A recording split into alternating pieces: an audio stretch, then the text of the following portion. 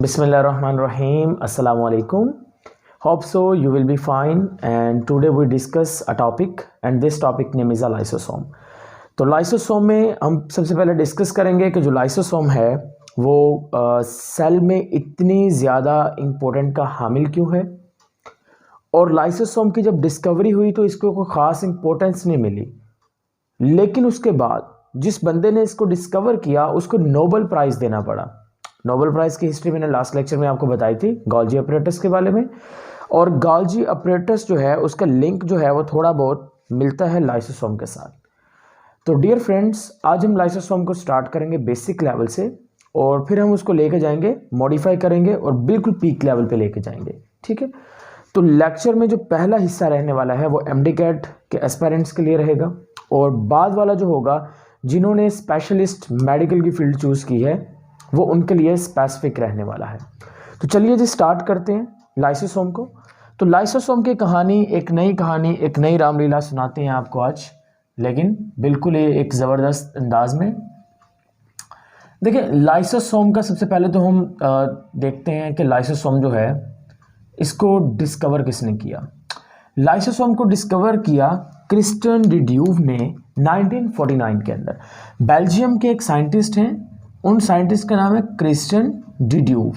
अब यहाँ पर ना ये चीज़ आपने याद रखनी है कि मैं यहाँ पे जो लफ्ज़ लिख रहा हूँ वो ये है क्रिस्टियन डिड्यूव लफ्ज़ है।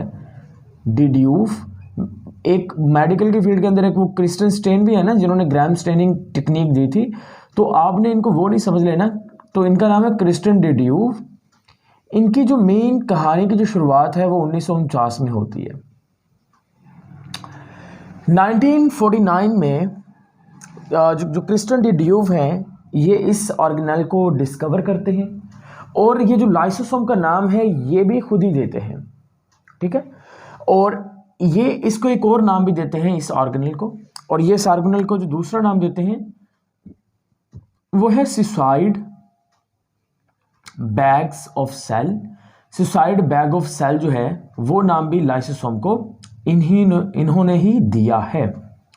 ठीक है, अब जब स्टार्टिंग पे इन्होंने डिस्कवर किया तो बाकी जो बायोलॉजिस्ट थे उनका इनकी तरफ कोई ख़ास ध्यान नहीं गया, उन्होंने ख़ास नहीं इनको इम्पोर्टेंस दी, क्योंकि उन्हें लगा कि ये डिस्कवर तो हो गया लेकिन इसकी सेल के अंदर कोई ख़ास इम्पोर्टेंस नहीं है।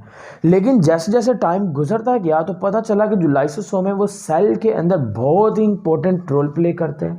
ठीक है, सेल के अंदर बेसिकली आप कह लें कि जो जज़ा और सज़ा देने का काम होता है वो लाइसोसोम का होता है। ठीक है, तो अब देखो ना, एक कंट्री है, उस कंट्री में अगर पुलिस नहीं है, कोई कंट्रोल करने वाला या सज़ा जज़ा देने वाला नहीं है, तो वो उसको संभालना जो है वहाँ पर रूल्स एंड रेगुलेशंस अप्लाई करना बहुत मुश्किल हो जाता था। अब वो सारे जो काम है वो ये अकेला करता है। तो जब पता चला बायोलॉजिस्ट को ये सारे अकेला ये काम सर अंजाम दे रहा है, तो उन्होंने इनको क्या दिया, इनको नोबेल प्राइज़ से संतोष किया। इनको दिया गया 1974 के अंदर, इनको क्या किस चीज़ से अवार्ड दिया गया, इनको नोबेल प्राइज़ दिया गया 1974 के अंदर। अब लाइसोसोम का जो लफ्ज़ है वो निकला है बेसिक दो अक्षरों से निकला है। पहला है लाइसो और दूसरा है सोमा। सो लाइसो का मतलब होता है लाइसिस का मतलब होता है ब्रेक डाउन, और सोमा का मतलब होता है बॉडी। तो असल में ये एक वेसिकुलर स्ट्रक्चर होगी। हम इसकी टिपिकल डेफिनेशन और कॉम्प्रिहेंसिव डेफिनेशन भी स्टडी करेंगे जहाँ से एमसीक्यूज फ्रेम किए जा सकते हैं। ठीक है, सो सोमा का मतलब होता है बॉडी। ये असल में कौन सी बॉडी है, आपने ये याद रखना है कि ये एक वेसिकुलर स्ट्रक्चर होती है जिसके अंदर ये चीज़ें पाई जाती हैं। सो सबसे पहली बात हमने ये स्टडी की कि बेल्जियम के एक साइंटिस्ट क्रिस्टियन डिड्यूव ने 1949 के अंदर लाइसोसोम को डिस्कवर किया, और 1974 के अंदर इनको इसी बेस के ऊपर क्या मिला, इनको नोबेल प्राइज़ भी मिला। और उन्होंने ये टी सेल में डिस्कवर किया था। आपने ये चीज़ याद रखनी है कि ये जो है इन्होंने एनिमल सेल में डिस्कवर किया था। लेकिन अगर हम इनकी प्रेजेंस की बात करें तो ये एनिमल और जो प्लांट सेल है दोनों के अंदर पाए जाते हैं, लेकिन इनका जो मेन रोल होता है वो एनिमल सेल में ज़्यादा देखा गया है as compared to the plant cell, because in animal cell the level of complexity in animal cell is a different from the plant cell as compared to, so animal cell के अंदर इसका जो research material है वो ज़्यादा मौजूद है और उन चीज़ों को हमने क्या करना है, कवर अप करना है। तो लाइसोसोम की अब हम चलते हैं डेफिनेशन की तरफ। लाइसोसोम की डिस्कवरी के बाद देखिए यहाँ पर एक नाम लिखा है मैंने, सुसाइड बैग्स। तो पहले मैं आपको ये समझाता हूँ कि इसको सुसाइड बैग्स कहते हैं। देखिए सुसाइड बैग इसको इसलिए कहते हैं क्योंकि ये बहुत इंपॉर्टेंट काम है सेल का। अब एक सेल है जो कि आप कह लें कि इंजर्ड हो चुका है, चोट लगी, सेल इंजर्ड हो गया। अब सेल इंजर्ड हुआ तो हो सकता है कि उसी इंजरी के दौरान ये जो लाइसोसोम है ये ब्रस्ट हो जाए। अगर उसी इंजरी के दौरान ये जो लाइसोसोम है ये ब्रस्ट हो जाता है तो उसके नतीजे में क्या होगा, उसके नतीजे में डियर फ्रेंड्स ये सेल जो है वो डिस्ट्रॉय हो जाएगा। देखिए ना, एक इंजर्ड सेल से बेहतर है एक आप हेल्थी सेल को लेके 2 सेल में डिवाइड कर दें। So that's why injured cell, जो इंजरी सेल है, ये सेल इंजर्ड हो चुका है, उसका ब्रेकडाउन होना, ये खत्म होना बहुत ज़रूरी होता है। अब ये जो लाइसोसोम है ना, ये हर वक्त नहीं करता, मींस ये देखता है सेल की पहले कंडीशन को, सेल को देखता है कि अगर जो सेल है उसकी जो रिकवरी है वो पॉसिबल नहीं है, तो ये सेल, ये जो लाइसोसोम है ये अपने एंजाइम्स को साइटोप्लाज्म के अंदर रिलीज कर देता है, जिससे सेल की खुद ब खुद मृत्यु हो जाती है।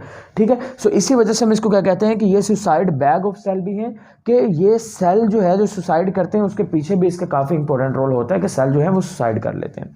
तो क्लियर होगी बात। So suicide bag of cell, उसके बाद मैंने आपको इसके टिपिकल मीनिंग दिए, फिर आपको ये बताया कि ये कहाँ से डिस्कवर हुए।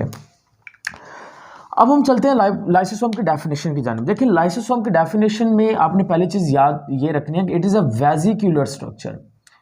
वेजिक्यूलर स्ट्रक्चर, तो वेजिकल है ये, vesicular structure arise from, vesicular structure जो कि अराइज होगी, अराइज फ्रॉम, जो कहाँ से अराइज होगी, arise from Golgi apparatus, arise from Golgi apparatus and consist of hydrolytic enzyme तो ये इसकी आप कह लें कि इसके अंदर सारे के सारे जो मायने हैं वो अदा हो रहे हैं। ये देखिएगा, इसको हम समझ के पढ़ते हैं तो इसमें कितनी चीज़ें निकलेंगी। तो सबसे पहली चीज़, वेजिकल स्ट्रक्चर का मतलब क्या होता है। वेजिकल स्ट्रक्चर का मतलब ये होता है कोई भी ऐसी स्ट्रक्चर जो कि आपके पास सेंटर से हालो हो, means vesicular structure means that the any structure that is present in the form of vesicle and empty at the centre. Centre में क्या है, खाली होती है, तो ये यहाँ पे लिखा गया कि वेजिकुलर स्ट्रक्चर है।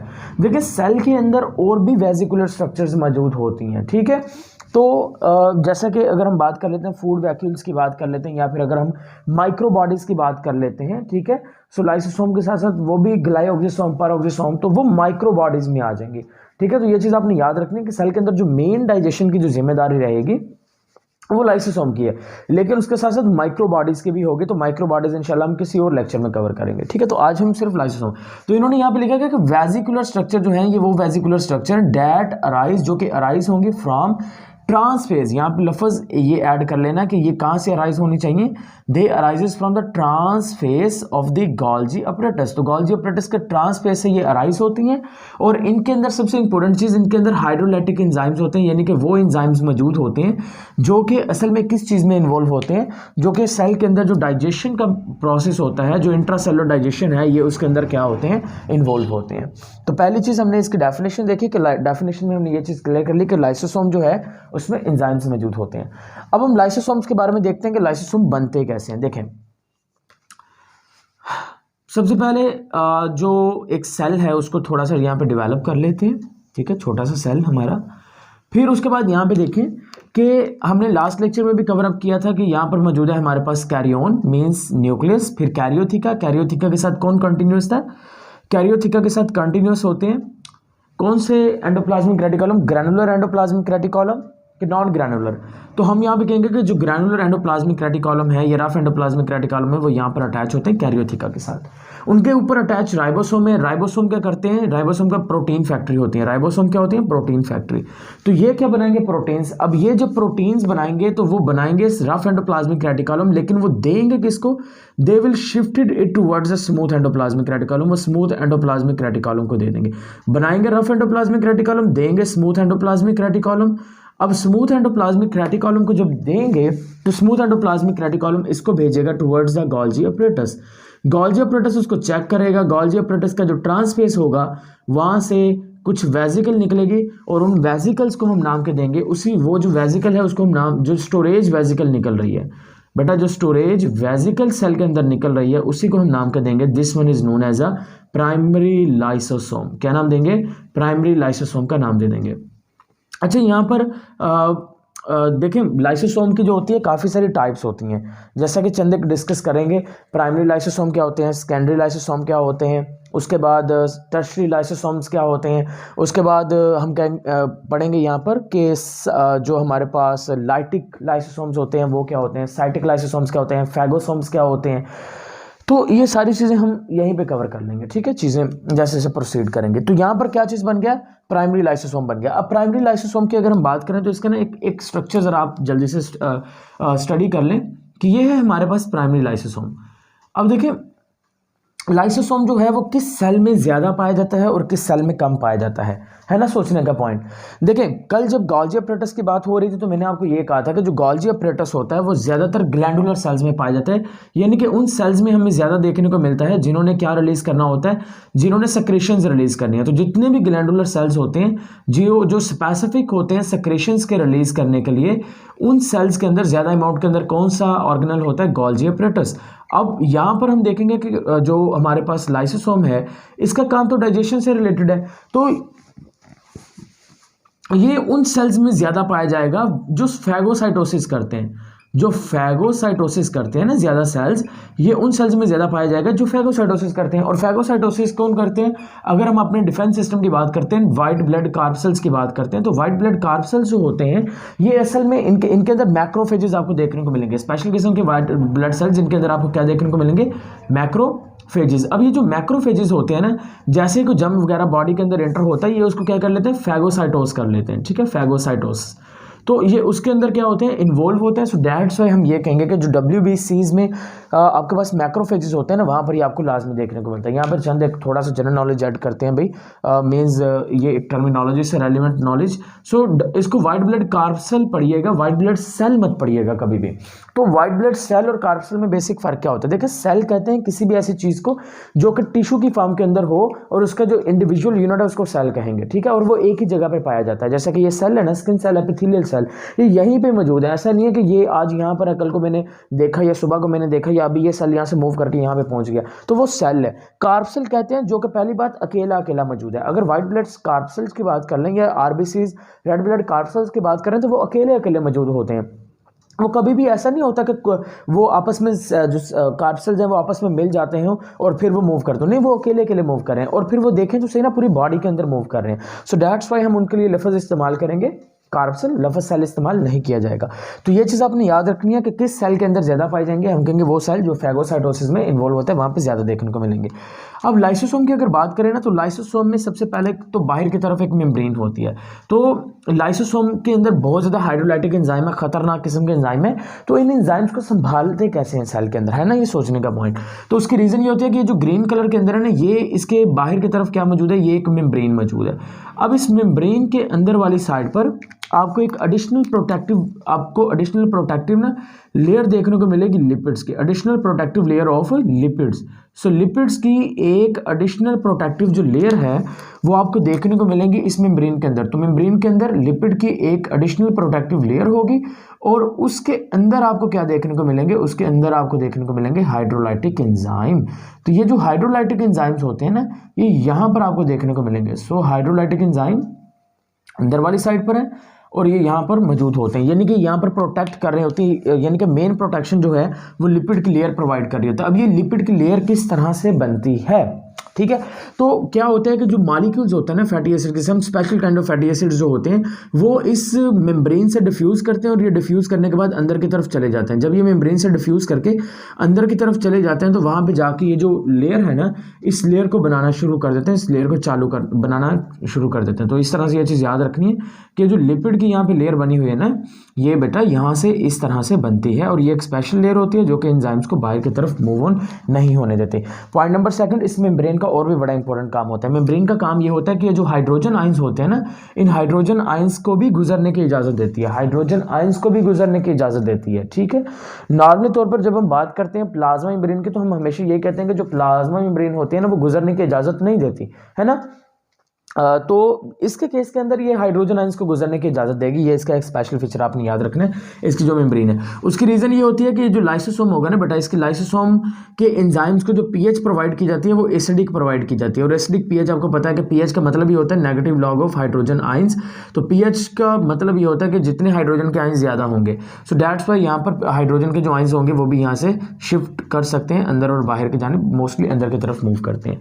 तो ये आ गया हमारे पास प्राइमरी लाइसोसोम, जो कि कहाँ से निकला, गोल्गी अपरेटस से। सो गोल्गी अपरेटस से निकला प्राइमरी लाइसोसोम। अब यहाँ से सपोज दैट एक सेल है मौजूद यहाँ पे, ठीक है जी, सेल मौजूद है। अब सेल ने क्या किया, सेल जो है सेल, और ये सेल की आगे प्लाज्मा मेम्ब्रेन, और ये मौजूद है फूड। ये क्या मौजूद है हमारे पास, फूड मौजूद है। अब ये जो फूड है ये फूड सेल के अंदर जाएगी, और इस तरह से आपको पता है कि एक स्पेशल मैकेनिज्म होगा, और उस मैकेनिज्म को हम नाम क्या देंगे, हम उस मैकेनिज्म को नाम देंगे एंडोसाइटोसिस। तो एंडोसाइटोसिस के नतीजे में जो फूड होगी वो अंदर की तरफ जाएगी, जिसके नतीजे में यहाँ पे क्या बन जाएगा, यहाँ पर बन जाएगा फूड वैक्यूल बन जाएगा। अब फूड वैक्यूल बन गया। अब ये जो प्राइमरी लाइसोसोम है ना, इसके जो एंजाइम्स होते हैं वो एक्टिवेट कैसे होते हैं, ये हर फॉर्म के अंदर एक्टिव पाए जाते हैं। देखें, प्राइमरी लाइसोसोम के जो एंजाइम्स है उसकी जो पीएच है वो बहुत कम होती है, एसिडिक पीएच होती है। इसकी पीएच जो होती है वो 5 राउंड अबाउट 4.5 to 5 के बीच में रखी जाती है, इसके अंदर वाले मीडियम की पीएच, ठीक है।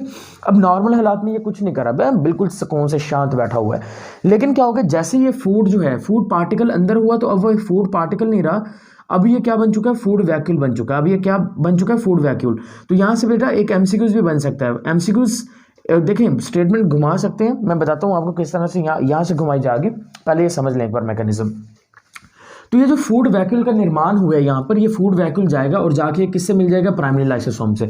जब ये प्राइमरी लाइसोसोम के साथ फ्यूज करेगा तो इस फ्यूजन की वजह से, यानी कि primary lysosome along with the food vacuole, so food vacuole जब प्राइमरी लाइसोसोम के साथ मिलेगा तो उसके नतीजे में जो चीज़ बनेगी उसको हम क्या नाम देंगे, उसको आप नाम देंगे सेकेंडरी लाइसोसोम। तो क्या नाम देंगे, सेकेंडरी लाइसोसोम। अब इसको इस तरह से भी कह सकते हैं, एक ऐसा लाइसोसोम जो कि देखें स्टेटमेंट ही है ना, तो स्टेटमेंट में अगर आपके पास ऑप्शन में आ जाता है, एक स्टेटमेंट में लिख देते हैं एक ऐसा लाइसोसोम जो कि अपने फंक्शंस, अभी फंक्शंस में इंगेज नहीं हुआ, a lysosome without engaged into its function. एक ऐसा लाइसोसोम जो अभी अपने फंक्शंस में इंगेज नहीं है, वो कौन सा लाइसोसोम है, प्राइमरी लाइसोसोम है, सेकेंडरी लाइसोसोम है। तो आपको क्या हिट करना चाहिए, दोनों ही होते हैं।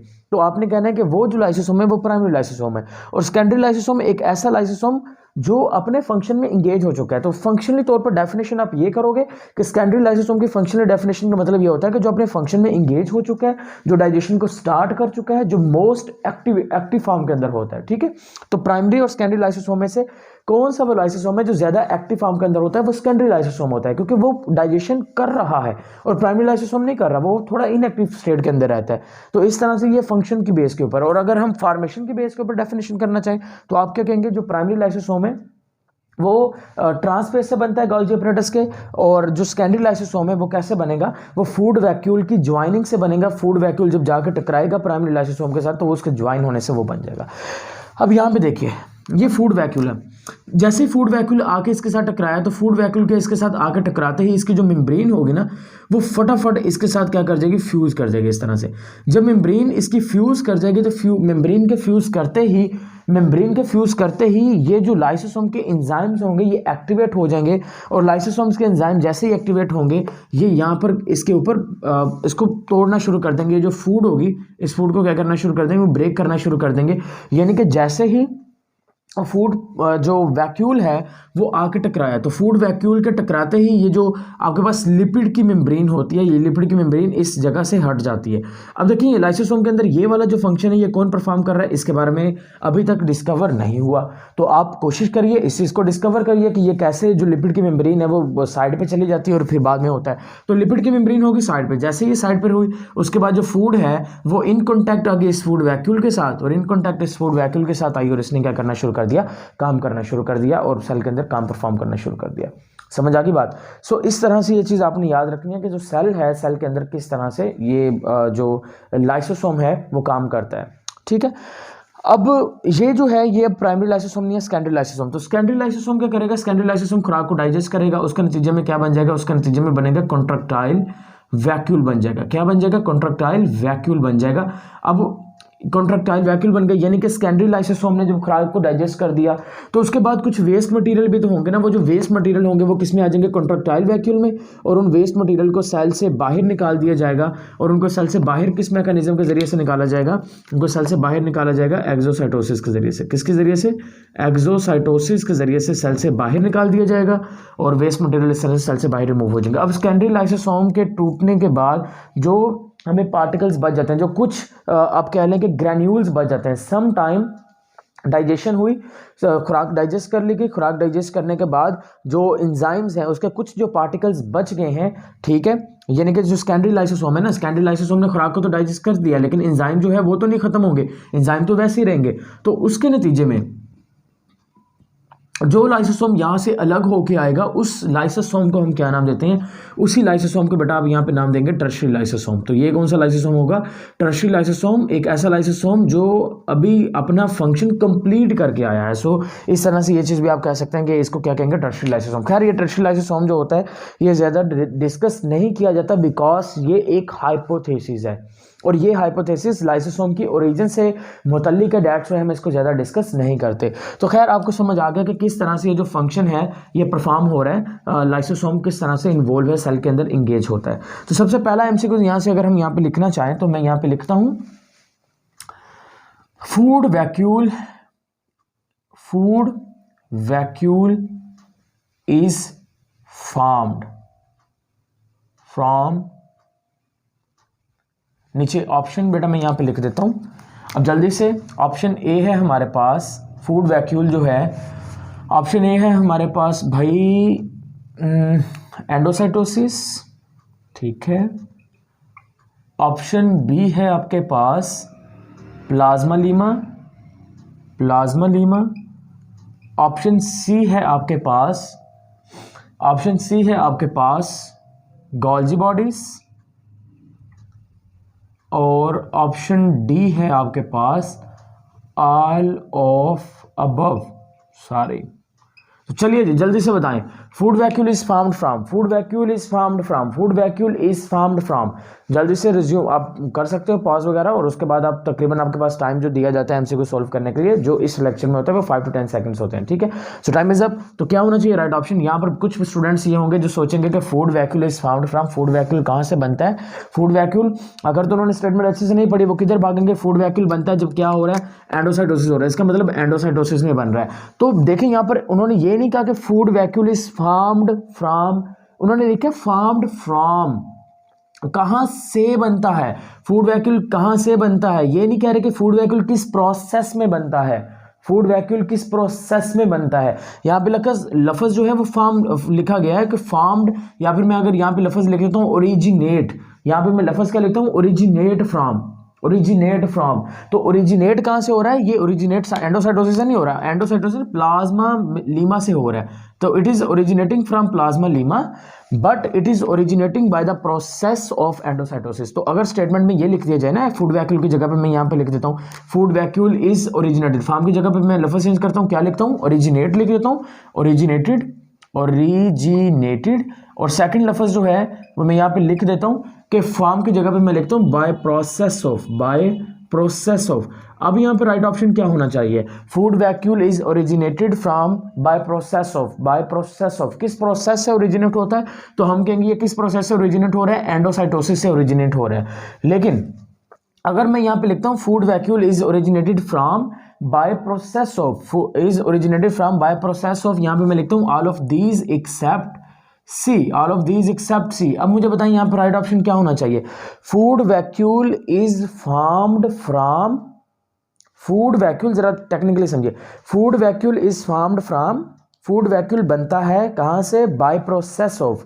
तो यहाँ पर जो राइट ऑप्शन है वो दोनों की बात हो रही है कि फूड वैक्यूल जो है वो कहाँ से बनता है, फूड वैक्यूल बनता है और किस मैकेनिज्म से, एंडोसाइटोसिस के जरिए से भी और प्लाज्मा लीमा के जरिए से। यहाँ पर राइट ऑप्शन जो है वो डी वाला होगा, क्योंकि ये कह रहा है कि ऑल ऑफ अबव ऊपर वाले सारे ही हैं, लेकिन आप सी को छोड़ दीजिए, तो सी को छोड़ दें, ऊपर वाले दोनों जो हैं वो इस स्टेटमेंट के अंदर कवर अप हो जाएंगे, ठीक है। तो ये चीज़ आपने याद रखनी है कि क्या उसने स्पेसिफाई किया है, हमारे पास उसने स्पेसिफाई करके बोला है कि ये प्रोसेस की बात कर रहा है या फिर वो वैसे बात कर रहा है कि ओरिजिनेट कैसे हो रहा है। तो इस चीज़ को आपने लाजमी तौर पर देखना है। अब पॉइंट नंबर सेकंड देखते हैं।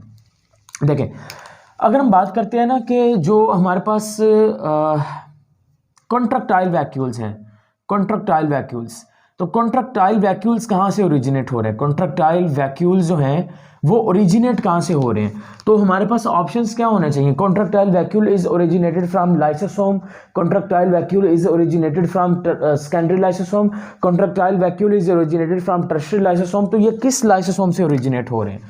ये लाइसोसोम से ओरिजिनेट हो रहे हैं कॉन्ट्रैक्टाइल वैक्यूल। कॉन्ट्रैक्टाइल वैक्यूल जो है वो प्लाज्मा मेम्ब्रेन, यानी कि प्लाज्मा मेम्ब्रेन को प्लाज्मा लीमा कहते हैं, तो ये क्या प्लाज्मा लीमा से ओरिजिनेट हो रहे हैं? ऑप्शन सी है, क्या ये सेकेंडरी लाइसोसोम से ओरिजिनेट हो रहे हैं, क्या ये टर्शियरी लाइसोसोम से ओरिजिनेट हो रहे हैं? तो ये आप चीज़ ने आपने खुद बताना है कि किस लाइसोसोम से जो है वो ओरिजिनेट होते हैं, प्राइमरी, सेकेंडरी, टर्शियरी। तो इनमें से ये चीज़ आपने याद रखनी है कि ये जो होते हैं बेटा, ये बेसिकली ओरिजिनेट कहाँ से हो रहे हैं? टर्शियरी लाइसोसोम नहीं, टर्शियरी लाइसोसोम तो तब बनेगा ना जब सेकेंडरी लाइसोसोम अपना काम परफॉर्म कर देगा और एंजाइम बच जाएंगे, ठीक है। तो इसका मतलब ये हुआ कि कॉन्ट्रैक्टाइल वैक्यूल में तो वेस्ट मटेरियल है, और वेस्ट मटेरियल तो तभी ओरिजिनेट होगा जब सेकेंडरी लाइसोसोम अपना काम करेगा। तो इसका मतलब यहाँ पर जो राइट ऑप्शन है वो क्या होगा? Secondary lysosome. तो यहाँ पर एक और एमसीक्यू हम ऐसे बना सकते हैं कि what is the fate of the contractile vacuole? What is the fate of contractile vacuole? Contractile vacuole की फेट क्या होती है? देखिए, कॉन्ट्रैक्टाइल वैक्यूल की यहाँ पर जो फेट होती है वो होती है exocytosis. What is the fate of contractile vacuole? It is involve in exocytosis. तो बेटा ये एक्सोसाइटोसिस के अंदर इन्वॉल्व होते हैं, यही कॉन्ट्रैक्टाइल वैक्यूल की क्या होती है? फेट होती है। तो food particle is changed into food vacuole by the mechanism of endocytosis. तो क्लियर होगी बात? सो एंडोसाइटोसिस हुई, फूड वैक्यूल बन गया, food vacuole combines with primary lysosome and secondary lysosome is form, then secondary lysosome, फिर contractile vacuole, और फिर ये सारा चीज़ें बन गई। तो ये हमने कुछ स्टडी किया लाइसोसोम, फिर उसके बाद देखा कि लाइसोसोम का हमें वातावरण कैसा देखने को मिलता है, उसका स्ट्रक्चर क्या होता है, फिर वो किस तरह से सेल के अंदर काम करता है। अब हम चलते हैं उसके मेन जो है इंपॉर्टेंट फंक्शंस की जानिब, और उसके बाद जो पहले स्टूडेंट्स हैं वो इस लेक्चर को लेफ्ट कर सकते हैं, लेकिन अगर फिर भी इंटरेस्टिंग होंगे, मज़ीद इंफॉर्मेशन कलेक्ट करने में, तो लाजमी तौर पर स्टे कर सकते हैं, कोई दिक्कत नहीं है, ठीक है। वो एक बड़ा फेमस है शेर भी आपको सुनाते हैं इस लेक्चर के अंदर। तो शेर कुछ ऐसा है कि कोई दिक्कत नहीं है अगर मैं तुम्हें उलझा सा लगता हूँ। बहुत सारे स्टूडेंट्स कहते हैं सर ये क्या है, मींस आप जब लेक्चर डिलीवर कर रहे होते हैं तो कभी आप बहुत स्पीड से बोलना शुरू करते हैं, कभी आप बहुत ही स्लो डाउन हो जाते हैं, और वो हमेशा मुझे लेके उलझे से रहते हैं कि वो समझ नहीं पाते हैं कि किस तरह से चीज़ें करवाई जा रही हैं, ठीक है। सो उन्हीं एस्पायरेंट्स के लिए कोई दिक्कत नहीं है अगर मैं तुम्हें उलझा सा लगता हूँ, मैं पहली बार मिलने पे सबको ऐसा लगता हूँ, तो कोई दिक्कत नहीं है, बस दिल थाम के बैठिए और चीज़ों को समझते जाइए। तो ठीक है जी, फंक्शंस की बात करते हैं अब हम। देखें तो फंक्शंस में सबसे पहला जो फंक्शन है, देखें अगर आपसे पूछा जाए कि लाइसोसोम का मेन फंक्शन कौन सा होता है, सो लाइसोसोम का जो मेन फंक्शन है ना, that is the intra cellular digestion. So what is the main function? The main function of lysosome is the intra cellular digestion. तो मेन फंक्शन क्या होता है? मेन फंक्शन होता है intra cellular digestion. Main function क्या होता है? Intra cellular digestion, भूलना नहीं है इस चीज़ को। अब ये सेल के अंदर देखें ना, अच्छा एक और चीज़ याद रखिएगा कि अगर मैं आपसे पूछ लेता हूँ कौन सी वो ऑर्गेनेली है जो पॉलीमॉर्फिक इन शेप है, यानी कि एक ऐसी ऑर्गेनेली का नाम बताइए जो पॉलीमॉर्फिक है। पॉलीमॉर्फिक यानी कि आप ये नहीं कह सकते कि जो लाइसोसोम होता है, भाई लाइसोसोम जो है उसका जो साइज़ वगैरह वो ये होता है। हाँ साइज़ वगैरह बताएंगे ज़रूर, लेकिन आपको ज़रूरत नहीं है अभी, तो जहाँ पे ज़रूरत होगी वहाँ पे बताएंगे। अब पॉलीमॉर्फिक इसको क्यों कहते हैं? देखें पहली बात मैक्रोफेजेस की हमने बात की थी। अब सेल के अंदर जो पार्टिकल्स या कुछ जम्स वगैरह एंटर होते हैं, सेल के अंदर जम्स या फिर जो पार्टिकल्स वगैरह एंटर होते हैं वो एक ही साइज और शेप के नहीं होते, वो डिफरेंट साइज और शेप के होते हैं। तो लाइसोसोम जब इन डिफरेंट साइज और शेप के पार्टिकल्स, जम्स या फिर फूड पार्टिकल के साथ मिल जाता है तो उसके नतीजे में जो हमारे पास लाइसोसोम बनते हैं, जिनको आपने नाम दिया है सेकेंडरी लाइसोसोम, वो सेकेंडरी लाइसोसोम जो होते हैं वो एक्चुअल में डिफरेंट शेप्स के होते हैं। तो इसी वजह से ये चीज़ आपने याद रखनी है कि हम इसको क्या नाम देते हैं? हम इसको नाम देते हैं polymorphic. So it is actual the polymorphic in shape. इसकी जो शेप होती है वो क्या होती है? डिफरेंट होती है। सो यहाँ पर सबसे पहली चीज़ आ गई इंट्रा सेलुलर डाइजेशन। तो सेल के अंदर की जो डाइजेशन है, कोई भी खुराक का पार्टिकल जो सेल के अंदर एंटर हुआ उसको डाइजेस्ट करने का काम किसका होता है? ये लाइसोसोम का होता है। That's why it is the intracellular digestion. मेरा ख्याल है मजीद इसके ऊपर डिस्कस करने की जरूरत नहीं है। पॉइंट नंबर सेकंड अगर हम बात करते हैं तो यहाँ पर मैं लिखूंगा एक्स्ट्रा सेलुलर डाइजेशन। क्या नेम आएगा? Extra cellular digestion. तो एक्स्ट्रा सेलुलर डाइजेशन की बात करें तो एक्स्ट्रा सेलुलर डाइजेशन में बेटा आपने ये चीज़ याद रखनी है कि एक्स्ट्रा का मतलब आउटसाइड, सेलुलर का मतलब सेल। आप लोगों ने पढ़ा भी तो है ना, बहुत सारे जो एंजाइम्स होते हैं वो आउटसाइड द सेल काम करते हैं। बहुत सारे एंजाइम्स, टाइप्स ऑफ एंजाइम्स की बात करें, intra cellular enzyme and extra cellular enzyme. तो एक्स्ट्रा सेलुलर एंजाइम वो एंजाइम जो सेल से बाहर काम करते हैं, तो वो एंजाइम जो सेल से बाहर काम करते हैं और डाइजेशन में इन्वॉल्व है, उसको हम नाम देंगे extra cellular enzyme.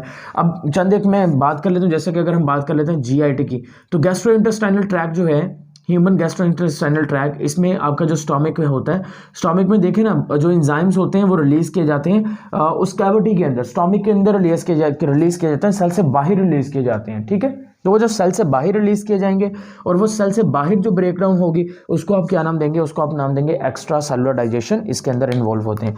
Point number 3 अगर हम बात करें तो आपने यहाँ पे तीसरा पॉइंट ये याद रखना है कि ये ऑटोफैगी के अंदर भी, ऑटोफैगी में भी इन्वॉल्व होते हैं। ऑटोफैगी एंड साथ में एक और लिखता हूँ ऑटोलाइसिस, ऑटोफैगी एंड ऑटोलाइसिस, इनके अंदर भी ये इंपॉर्टेंट भूमिका करते हैं, रोल प्ले करते हैं। देखें व्हाट इज ऑटोफैगी। ऑटोफैगी जो है वो बेसिकली दो कंडीशंस में पॉसिबल हो सकती है। पहली और दूसरी कंडीशन अब हम स्टडी करते हैं। देखिए ऑटोफैगी तब होती है, देखें एक कोई बॉडी बिल्डर है जो बहुत ज़्यादा क्या कर रहा है, जिम वगैरह कर रहा है। अब जो वो जिम कर रहा है तो उसके जो मसल्स होंगे, उस मसल्स में माइटोकॉन्ड्रिया के नंबर क्या हो जाएंगे, इंक्रीज हो जाएंगे, क्योंकि स्टैमिना इंक्रीज हो रहा है, तो माइटोकॉन्ड्रिया नंबर में बढ़ गया। लेकिन जब उसने जिम छोड़ दी, तो जिम छोड़ने के बाद क्या हुआ कि माइटोकॉन्ड्रिया के जो नंबर है वो क्या हो गए, कम हो गए। अब माइटोकॉन्ड्रिया के नंबर कम हो गए और माइटोकॉन्ड्रिया की अब जरूरत नहीं है, तो माइटोकॉन्ड्रिया की जरूरत नहीं है, इसका मतलब माइटोकॉन्ड्रिया के नंबर को कम करना चाहिए। तो इसका मतलब जब कोई भी एक्स्ट्रा ऑर्गेनल सेल के अंदर मौजूद होगी, एक्स्ट्रा ऑर्गेनल जो है वो सेल के अंदर मौजूद होगी, तो उस वक्त हमें उसको ब्रेक डाउन करने के लिए किस चीज़ की ज़रूरत होती है, ये जो लाइसोसोम है ये उस ऑर्गेनल को तोड़ देता है, इसी वजह से हमने इसको नाम दिया लाइसोसोम। का जो लाइसोसोम होता है ये ऑटोफैगी, यानी कि सेल जो होता है वो सम टाइम अपने ही ऑर्गेनल को क्या कर देता है, खाना शुरू कर देता है। और जब वो अपने ही ऑर्गेनल को खाना शुरू कर देगा, उसके नतीजे में जो पार्टिकल बनेगा उसको आप क्या नाम देंगे, उसको आप नाम देंगे ऑटोफैगोसोम का। क्या नाम देंगे, ऑटोफैगोसोम का नाम देंगे। So this one is known as autophagosomes. So ये हमारे पास बेटा आ जाएंगे, ऑटोफैगोसोम्स आ जाएंगे। अब दूसरा, ये ऑटोफैगी कब करता है, ये ऑटोफैगी तब परफॉर्म करता है जब सेल जो है वो आप कह लें कि जब खाना नहीं मिलता, जब सेल्स को सही से एनर्जी नहीं मिलती, जितनी उसको खुराक की रिक्वायरमेंट है, जितनी उसको नीड है, जब वो नहीं मिलेगी तो उस वक्त क्या करेगा, वो अपने ही ऑर्गेनेल्स को खाना शुरू कर देगा। जैसे कि अगर मैं बात कर लेता हूँ यहाँ पे कुफर सेल्स की बात कर लेते हैं। सो कुफर sales of the liver, Kufar sales of liver, ये लीवर के जो कुफर सेल्स होते हैं ये क्या करते हैं, ये अपने ही जो अपने ही ऑर्गेनल्स होते हैं, या अपने ही जो होंगे बेटा सेल्स, उनको ऑटोमेटिकली खाना शुरू कर देंगे। यहाँ पर क्यों खा रहे थे, यहाँ पर एक्स्ट्रा होने की वजह से खा रहे हैं। यहाँ पर क्यों खा रहे हैं, यहाँ पर अपनी डिमांड्स को पूरा करने के लिए खाया जा रहा है। सो ये आपने चीज़ याद रखनी है। अब उसके बाद ऑटोलाइसिस। अब ऑटोलाइसिस को अगर हम जनरल वे में बात करें तो आपने ये चीज़ याद रखनी है कि यहाँ पर ऑटोलाइसिस आपने एक पढ़ा था मैकेनिज्म, मैं आपको मैकेनिज्म बताता हूँ, दैट इज अपोप्टोसिस का। एपोप्टोसिस, तो एपोप्टोसिस में आपने ये पढ़ा था कि जो सेल होता है ना, सेल की इवेंचुअली तौर पे क्या हो जाए, सेल की जो होती है यहाँ पर प्लान करके आप कह लें कि प्रोग्राम्ड सेल जो डेथ होती है, राइट, जो प्रोग्राम्ड सेल डेथ होती है उसको क्या नाम देते हैं, उसको हम नाम देते हैं एपोप्टोसिस का नाम देते हैं। सो ये जो एपोप्टोसिस होती है ना, इस एपोप्टोसिस में, एपोप्टोसिस को कहते हैं ऑटोलाइसिस को, जो सेल है वो खुद ब खुद ख़त्म कर लेता है खुद को। तो असल में क्या होता है कि ये हमारे पास है जी एक सेल, ये सेल क्या हो चुका है, ये इंजर्ड या डैमेज हो चुका है। जब मैंने स्टार्टिंग पे लेक्चर में बोला था कि ये जज़ा और सज़ा के लिए भी है। सपोज डैट, अब देखें ना, ये सेल है, इस सेल के अंदर जो माइटोकॉन्ड्रिया, पहली बात माइटोकॉन्ड्रिया नहीं है, माइटोकॉन्ड्रिया या कम है, या फिर सही से काम नहीं कर रहा, या फिर जो क्लोरोप्लास्ट है, या फिर कोई और जो ऑर्गेनल है, क्लोरोप्लास्ट खैर होती नहीं है यहाँ पे, तो राइबोसोम्स है, या फिर हमारे पास और ऑर्गेनल्स हैं, वो अपना काम सही से नहीं कर रहे। तो अब सेल अगर वो अपना काम सही से नहीं कर रहे, इसका मतलब सेल को रखने की भी ज़रूरत नहीं है, क्योंकि हम लोग तो फिर भी देखें ना, हम लोग फिर भी अगर कोई भी इंसान जो है वो थोड़ा बहुत काम नहीं करे, स्टूडेंट काम नहीं करे, तो टीचर्स कहते हैं कोई बात नहीं बेटा बैठ जाओ क्लास के अंदर, तुम्हें बैठने देते हैं। एक दिन 2 दिन पेरेंट्स जो होते हैं वो आपके साथ कितना ज़्यादा कंट्रीब्यूट करते हैं, आप इतनी ज़्यादा मिस्टेक्स करते हैं, कोई बात नहीं बेटा, तो हमारा बच्चा है, रहने दे, कोई बात नहीं। लेकिन जो सेल है ना वो ऐसा कुछ नहीं कहेगा, वो ये नहीं कहेगा कि हाँ भाई ठीक है गलती हो गई, सेल को माफ़ कर दो, अगली बार करेंगे। नहीं, सेल अगर काम नहीं कर रहा सही, सेल से गलती हो गई, कोई भी चीज़ हो गया, इसको ऑर्डर मिलेंगे, ये ऑर्डर मिलेगी, ये लाइसोसोम क्या हो जाएगा, सेल्फ ब्रस्ट हो जाएगा। जब ये सेल्फ ब्रस्ट हो जाएगा तो यहाँ पर जो आपके पास आप कह लें न्यूक्लियर फ्रेगमेंटेशन होना शुरू हो जाएगी। जब न्यूक्लियर फ्रेगमेंटेशन होना शुरू होगी, साइटोप्लाज्मिक फ्रेगमेंटेशन होना शुरू हो जाएगी। सो उसके नतीजे में यहाँ पर जो आप कह लें कि वेजिकल्स बनेंगे, उन वेजिकल्स को आप क्या नाम देंगे, उनको आप नाम देंगे अपोप्टिक बॉडीज का। क्या नाम देंगे, अपोप्टिक बॉडीज का नाम देंगे।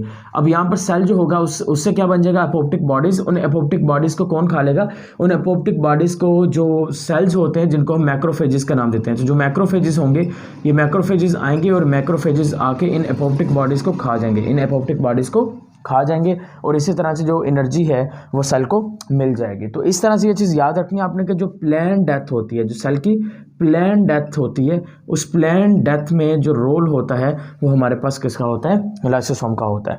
इसके अलावा एक आखिरी पॉइंट के साथ हम आपको बेटा यहाँ पे लेक्चर को कंक्लूड करते हैं, दैट इज़ अ डेवलपमेंट। ठीक है, अगर हम डेवलपमेंट की बात करते हैं तो डेवलपमेंट में देखें हमारे जो हैंड्स हैं, ये जो हाथ हैं, जब बर्थ से पहले जब हम डेवलपमेंटल स्टेज में थे मदर्स की बॉडी के अंदर, तो उस वक्त हमारे जो हाथ की ये फिंगर्स हैं, इनके बीच में हमें एपिथेलियल सेल्स जो या स्किन सेल्स कह लें, उनकी लेयर्स देखने को मिलते हैं, लेकिन अभी हाथों के अंदर नहीं है। उसके रीज़न यही है कि ये बीच में जो सेल्स है ना, इन सेल्स को क्या कर लिया गया, डिसोल्व किया गया। तो separation of the fingers of hand, separation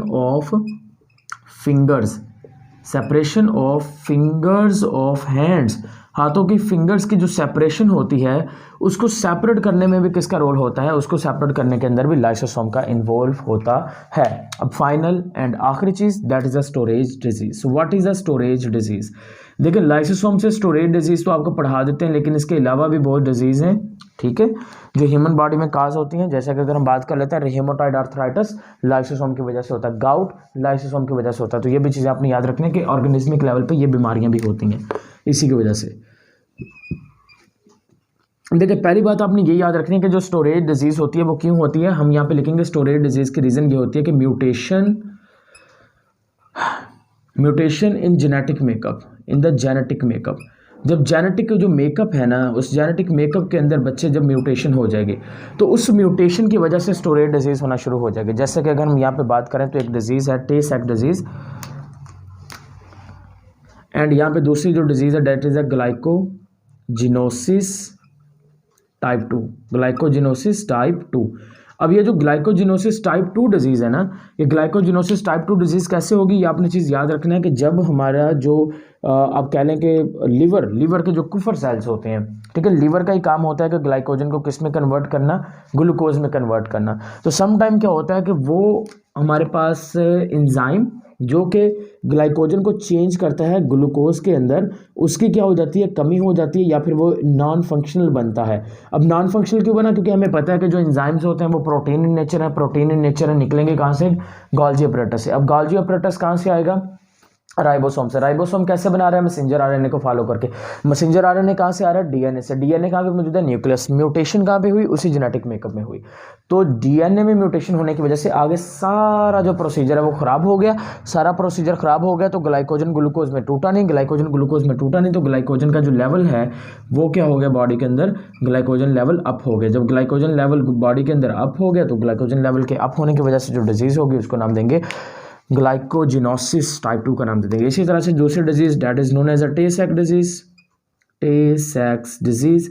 अब अगर हम इस डिजीज़ की बात करते हैं तो इस डिजीज़ में क्या होता है कि जो लिपिड्स होते हैं वो लिपिड्स बॉडी के अंदर क्या हो जाते हैं, इकैमुलेट्स हो जाते हैं। सो लिपिड्स जब नॉर्मल अमाउंट के अंदर बॉडी में इकैमुलेट्स हो जाएंगे, so lipids in body in normal amount abnormally, so उसको हम क्या नाम दे देंगे, उसको आप नाम दे देंगे टे सैक डिजीज़ का नाम दे देंगे। सो इस तरह से ये जो स्टोरेज डिजीज़ आपको बताई हैं ये लाइसोसोम से रेलिवेंट है। और यहाँ तक जो टॉपिक है वो आपका कंक्लूड करते हैं, और जो रिमेनिंग पोर्शंस हैं वो हम इंशाल्लाह स्टार्ट करते हैं, बस थोड़ा सा वक्फा लेने के बाद कोई 30 सेकंड्स का।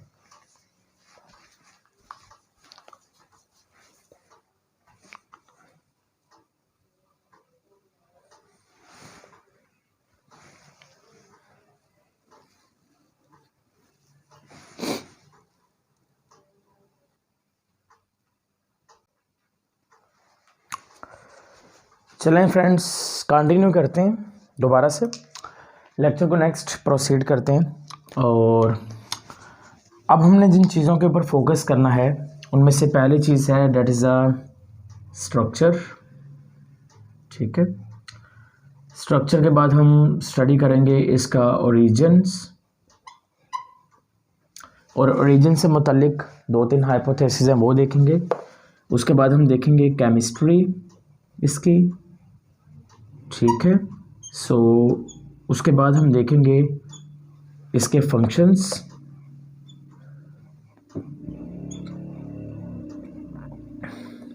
और इससे रेलिवेंट सारी चीज़ें हम कवर करेंगे।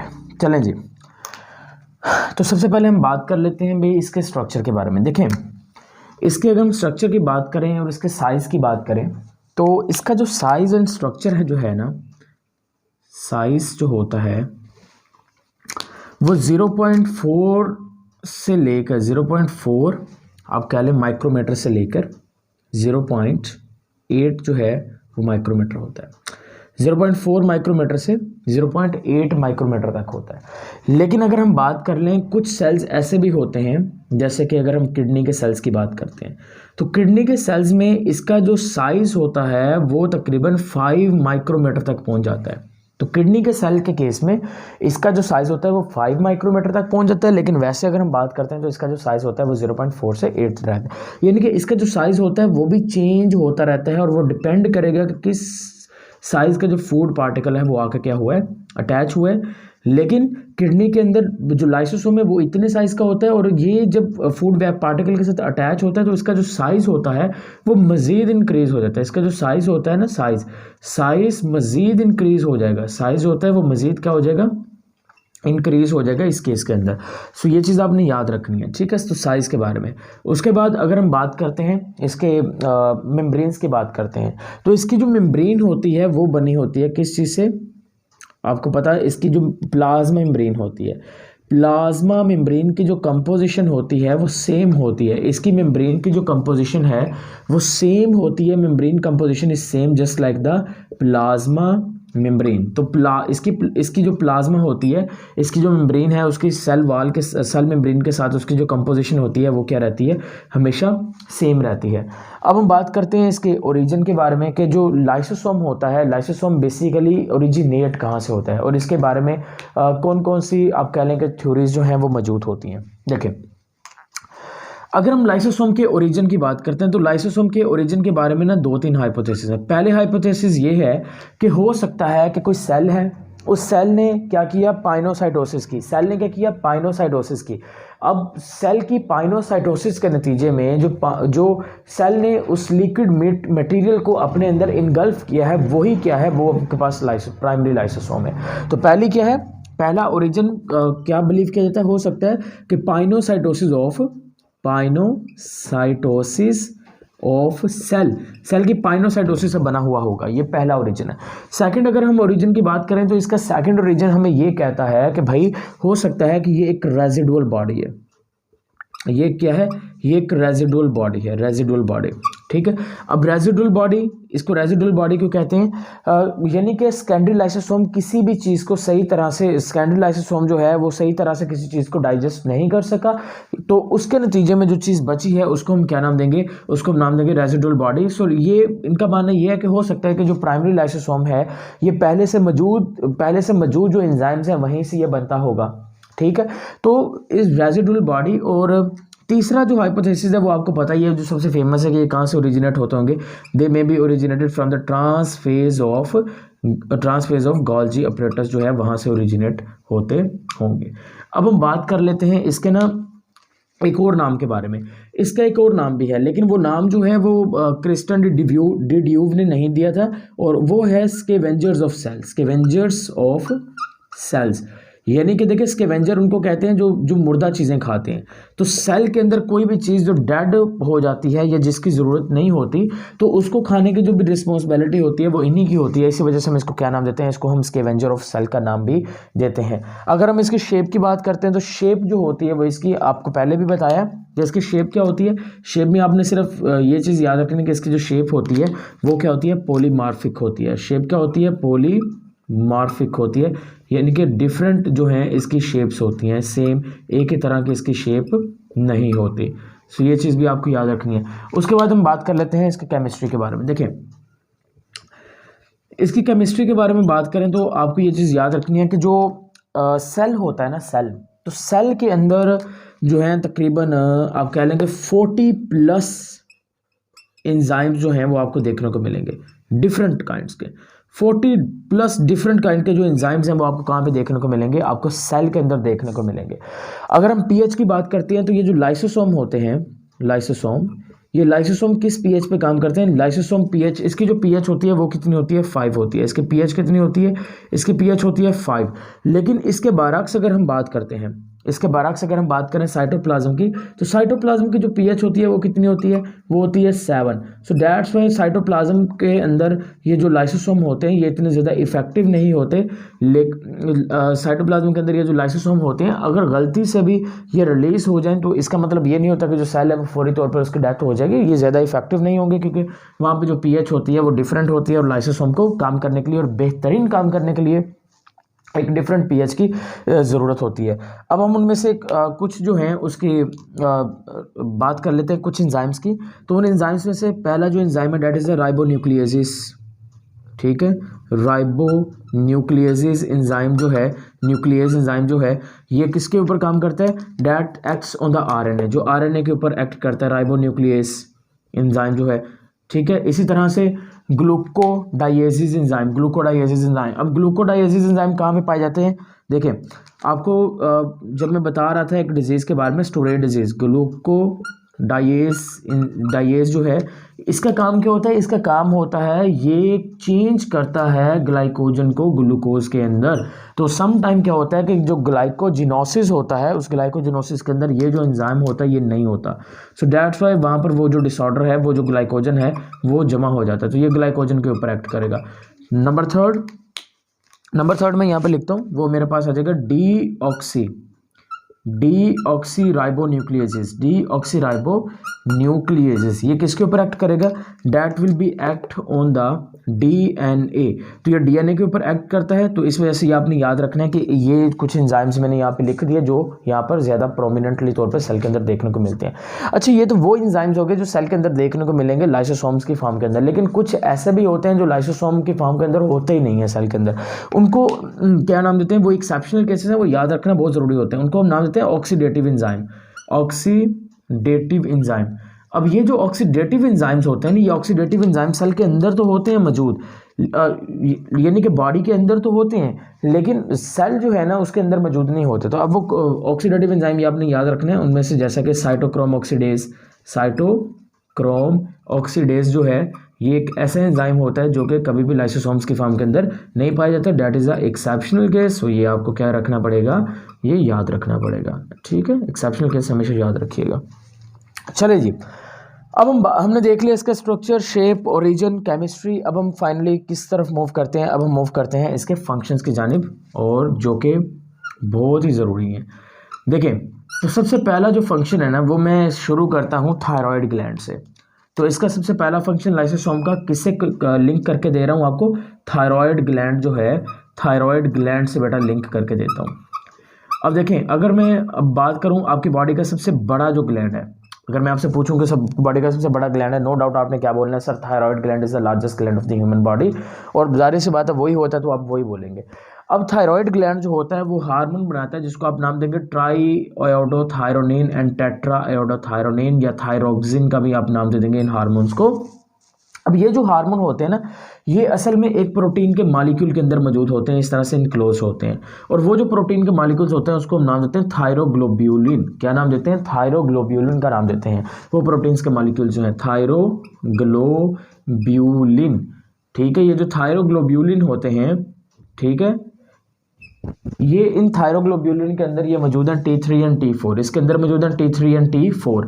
अब ये जो लाइसोसोमल एंजाइम्स होते हैं ना, ये सबसे पहले क्या करेंगे? ये जाएंगे, ये जाने के बाद जाएंगे और ये जो प्लाज्मा मेम्ब्रेन होगी ना इसको ब्रेक कर देंगे। जब ये इसको ब्रेक करेंगे उसके नतीजे में जो T3 एंड T4 जो होगा वो रिलीज़ हो जाएगा और हमारी बॉडी के जो मेटाबॉलिज्म्स होंगे उन तमाम मेटाबॉलिज्म्स को क्या कर देगा? रेगुलेट कर देगा। तो एक सेल के अंदर देखें, ये जो हार्मोन है जो थायराइड ग्लैंड प्रोड्यूस कर रहा है, उसके बाद वो सारी बॉडी के अंदर उस ब्लड ने डिस्ट्रीब्यूट करना है, फिर वो हर सेल के अंदर एंटर होगा, है ना।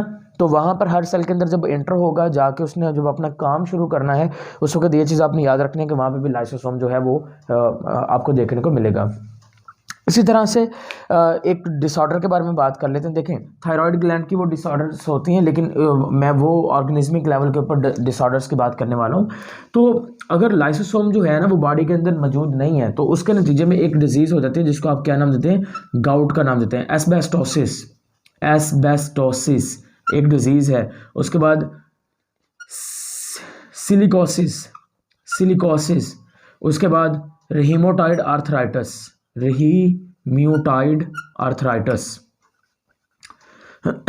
अब यहाँ पर ये देखें डिजीज़ जो है रिहीमोटाइड आर्थराइटिस या फिर गाउट की बात कर लो या फिर एस्बेस्टोसिस की, साइक्लोसिस की, या फिर ये देखें अब इसमें होता क्या है, यहाँ पर गाउट में क्या होता है कि जो यूरिक एसिड होता है ना, यूरिक एसिड को ब्रेक करने के लिए जो चीज़ चाहिए वो मौजूद नहीं होती, जो एंजाइम्स चाहिए वो हमारी बॉडी में होता नहीं है, फिर ये कैमुलेट हो जाते हैं, उसके नतीजे में गाउट हो जाएगा।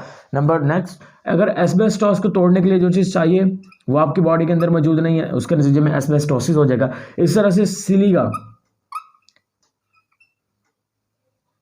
अगर ये आपकी बॉडी के अंदर कैमुलेट हो जाए तो देन ये डिसऑर्डर हो जाएगी। और हीमोटाइड आर्थराइटिस में आपको पता होता है कि आर्थराइटिस जो होते हैं वो जो जॉइंट्स होते हैं उसकी इन्फ्लेमेशन हो जाते हैं, हीमोटाइड आर्थराइटिस, ठीक है। ऑस्टियोआर्थराइटिस एंड हीमोटाइड आर्थराइटिस में क्या होता है कि ये इस तरह से ये एक ऑटो इम्यूनल डिसऑर्डर होती है जिसमें साइनोवियल जो कैविटी होती है उसमें जो फ्लूइड होता है वो ज़्यादा बन जाता है। अब वो फ्लूइड जो है वो ज़्यादा इसलिए बनता है क्योंकि वो मौजूद होता है, लेकिन वहाँ पर लाइसोसोम की एक्टिविटी की वजह से जितना भी फ्लूइड होता है वो सारे का सारा रिलीज़ हो जाता है, सारे का सारा फ्लूइड रिलीज़ हो जाएगा। देन यहाँ पर क्या हो जाएंगे, जॉइंट्स में स्वेलन हो जाएगी, जॉइंट्स में स्वेलन हो जाएगी तो हम उसको क्या नाम देंगे, हम उसको नाम दे देंगे RA के नाम दे देंगे, हीमोटाइड आर्थराइटिस का आप उसको नाम दे देंगे। तो क्लियर होगी बात। सो इस तरह से ये जो डिजीज़ हैं ऑर्गेनिज्मिक लेवल पे, फिर उसके बाद अगर हम बात कर लेते हैं सेल लेवल के ऊपर या फिर यहाँ पर स्टोरेज डिजीज़ की बात करते हैं तो फिर आप वो ये जिक्र करेंगे। और फंक्शन में पहला फंक्शन मैंने आपको ये बताया। सेकेंड फंक्शन जो होता है वो मैं यहाँ पर लिखता हूँ, that is a female reproductive cycle. देखें फीमेल रिप्रोडक्टिव साइकिल जो होता है दैट जो कि 28 डेज का होता है, ठीक है, डिफरेंट फीमेल्स में डिफरेंट है। तो उस केस में क्या होता है कि यहाँ पर इस तरह से देखें जो बर्थ कैनाल होती है, ठीक है, उसको मजीद रिसेप्टिव बनाया जाता है for the receptance of the zygote. तो यहाँ पर बहुत सारी क्या हो जाती हैं, लाइनिंग्स बन जाती हैं, थिक लाइनिंग्स बन जाती हैं, ठीक है। अब जैसे ही जो आप कह लें कि साइकिल है कंप्लीट होने के करीब करीब होता है तो उसके नतीजे में क्या होता है कि जो लाइनिंग्स होती हैं, ठीक है, जब साइकिल स्टार्ट होता है तो उस स्टार्ट के नतीजे में जो ब्लड डेब्रिस जो है वो रिप्रोडक्टिव ट्रैक से रिमूव होता है, ठीक है, blood debris and waste material.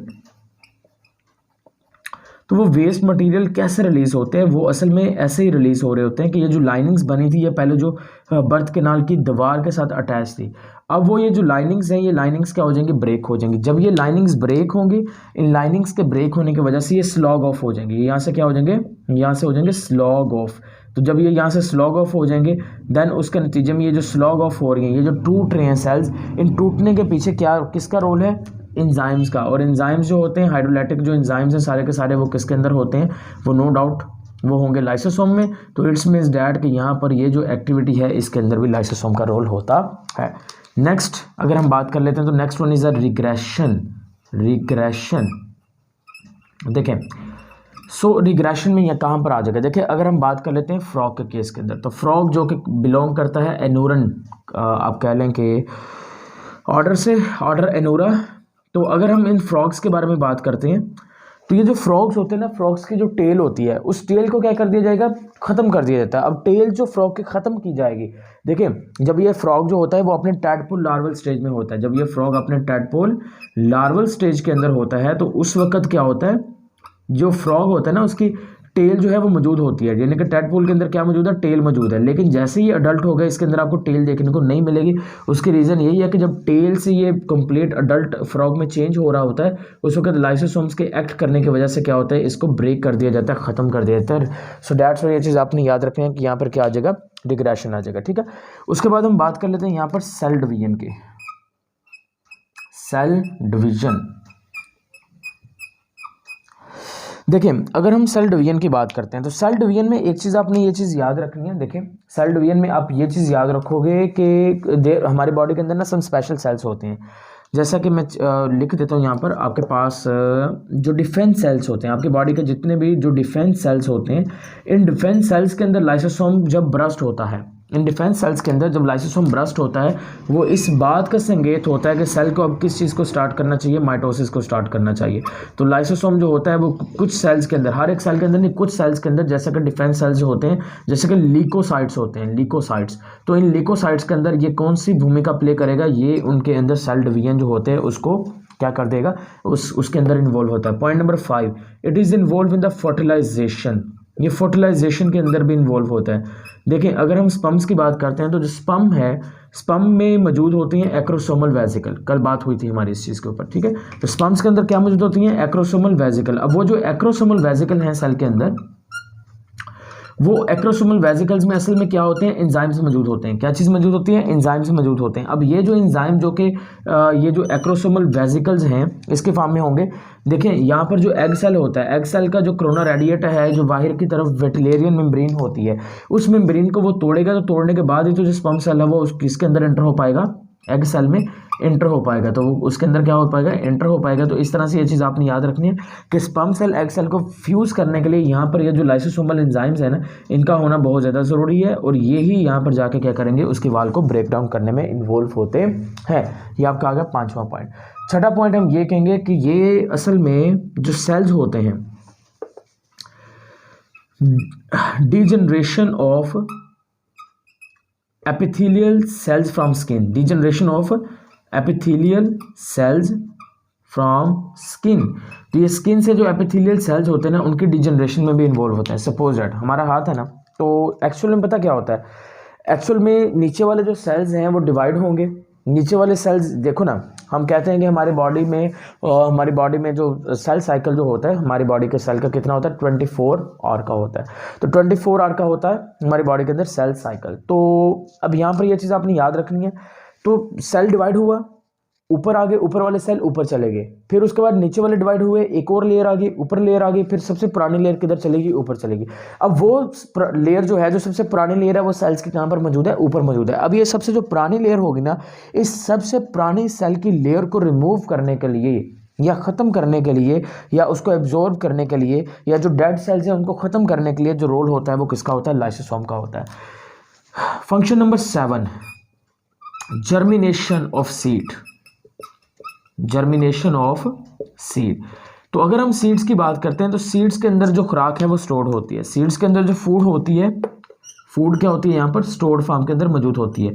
अब ये जो खुराक जो कि यहाँ पर स्टोर फॉर्म के अंदर मौजूद है, इसको क्या करना चाहिए, इसको यहाँ से रिमूव करवाना जो है वो बहुत ज़्यादा ज़रूरी होता है। इनको यहाँ से रिमूव करवाना क्या होता है, बहुत ज़रूरी होता है, क्योंकि अगर ये खुराक जो है ये ग्लाइऑक्सिलेट साइकिल वैसे नेसेसरी होता है इसके लिए, लेकिन ये जो स्टोर्ड फूड है इसको यूजेबल फूड में चेंज करना ज़रूरी है, यूज़फुल फूड के अंदर। और वो जो काम है वो तभी हो पाएगा जब इस स्टोरेज फूड को क्या किया जाएगा, चेंज किया जाएगा। मीन्स इसके गिर्द जो मेम्ब्रेन है उस मेम्ब्रेन को क्या किया जाएगा, डिसोल्व किया जाएगा। तो मेम्ब्रेन डिसोल्व हो गई तो ये जो खुराक होगी, खुराक को ऑटोमेटिकली ग्लाइऑक्सिलेट साइकिल में भेज दिया जाएगा, ग्लाइऑक्सिसोम के अंदर, जहाँ पर इसको चेंज कर दिया जाएगा सक्सिनेट के अंदर, और फिर देन इसको इस्तेमाल कर लिया जाएगा। जब इस्तेमाल करेंगे तो सीड क्या करेगा, जर्मिनेट करेगा, इसकी ग्रोथ हो जाएगी। तो इस तरह से हम कहेंगे ये जर्मिनेशन ऑफ सीड के अंदर भी इन्वॉल्व होते हैं। तो इसके साथ साथ कुछ ये इंपॉर्टेंट फंक्शन जो आपको पता होना चाहिए, और उसके साथ साथ ये बाकी जो माइनर फंक्शन हैं ये तो आपको पता ही है, इंट्रासेलुलर डाइजेशन, एक्स्ट्रासेलुलर डाइजेशन, उसके बाद ऑटोफैगोसोम, राइट। तो ये आपको पता होना चाहिए। उसके बाद यहाँ पर एक और चीज़ आपको बता दें, that is a sciatic lysosome. Sciatic lysosome किसको कहते हैं, रेजिडुअल लाइसोसोम, रेजिडुअल लाइसोसोम, और फिर फैगोसोम्स। ठीक है जी, फैगोसोम्स। और ये तीनों जो आपको बताए हैं ना मैंने इस टाइम, ये स्ट्रक्चर, ये तीनों को तीनों स्ट्रक्चर किस चीज़ से रेलिवेंट होते हैं, ये तीनों के तीनों स्ट्रक्चर सेकेंडरी लाइसोसोम से रेलिवेंट है, ये प्राइमरी लाइसोसोम से रेलिवेंट नहीं है।